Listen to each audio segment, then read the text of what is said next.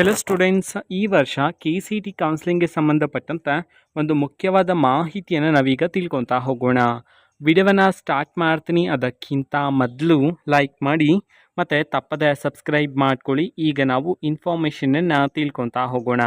ಈಗ ಈ ವರ್ಷ ಅಂತಂದರೆ KCET 2025ರಲ್ಲಿ KCET ಕೌನ್ಸಿಲಿಂಗ್ ಯಾವ ರೀತಿ ಇರಲಿದೆ ಅಂತಂದ್ರೆ, ನೀವು ಆನ್ಲೈನಲ್ಲೇ ಕೌನ್ಸಿಲಿಂಗ್ ಕಂಪ್ಲೀಟ್ ಪ್ರೋಸೆಸ್ ಇರುತ್ತಾ ಅಥವಾ ಆಫ್ಲೈನಲ್ಲೂ ಸಹ ಪ್ರೋಸೆಸ್ ಇರುತ್ತಾ, ಕಂಪ್ಲೀಟಾಗಿ ತಿಳ್ಕೊತಾ ಹೋಗೋಣ ಬನ್ನಿ. ಸೊ ಈ ವರ್ಷ ಕಂಪ್ಲೀಟಾಗಿ ಆನ್ಲೈನ್ನಲ್ಲೇ ಇರುತ್ತೆ ನಿಮ್ಮ ಕೌನ್ಸಿಲಿಂಗ್ ಎಲ್ಲ.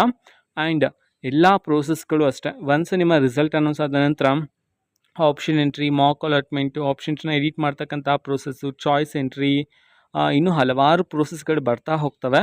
ಬಟ್ ಈ ಪ್ರೋಸೆಸ್ ಎಲ್ಲ ನೀವು ಆನ್ಲೈನಲ್ಲೇ ಮಾಡಬೇಕಾಗಿರತ್ತೆ. ಓಕೆನಾ? ಅದಕ್ಕೋಸ್ಕರ ನಿಮ್ಮ CT ನಂಬರು, ಪಾಸ್ವರ್ಡ್ನೆಲ್ಲ ನೀವು ಸೇಫಾಗಿ ನಿಮ್ಮ ಹತ್ರನೇ ಇಟ್ಕೊಂಡಿರಬೇಕಾಗುತ್ತೆ. ಬಿಕಾಸ್ ಈ ಒಂದು ಪ್ರೋಸೆಸ್ ಎಲ್ಲ ಮೀನ್ಸ್ ಕೌನ್ಸಿಲಿಂಗ್ ಪ್ರೋಸೆಸ್ ಎಲ್ಲ ಆನ್ಲೈನ್ನಲ್ಲೇ ಇರ್ತಕ್ಕಂಥದ್ದು. ನೀವು ಈಗ ರಿಸಲ್ಟ್ ಅನೌನ್ಸ್ ಆದ ನಂತರ ಕಾಲೇಜ್ಗೆ ಅಡ್ಮಿಷನ್ ಆಗೋವರೆಗೂ ಅದ್ರ ಬಿಟ್ವೀನಲ್ಲಿರ್ತಕ್ಕಂತಹ ಎಲ್ಲ ಪ್ರೋಸೆಸ್ಸು ಸಹ ಆನ್ಲೈನಲ್ಲೇ ಇರುತ್ತೆ. ಓಕೆನಾ? ಸೊ ಇದು ಇವತ್ತಿನ ಒಂದು ವಿಡಿಯೋ. ಆ್ಯಂಡ್ ನೆಕ್ಸ್ಟ್ ವಿಡಿಯೋದಲ್ಲಿ ಕಂಪ್ಲೀಟಾಗಿ ಇನ್ಫಾರ್ಮೇಷನನ್ನು ತಿಳಿಸ್ತೀನಿ ಅಬೌಟ್ ಕೌನ್ಸಿಲಿಂಗ್. ಓಕೆನಾ? ಸೊ ಡೋಂಟ್ ಮಿಸ್ ನೆಕ್ಸ್ಟ್ ಬರ್ತಕ್ಕಂಥ ವೀಡಿಯೋಸ್ಗಳನ್ನು.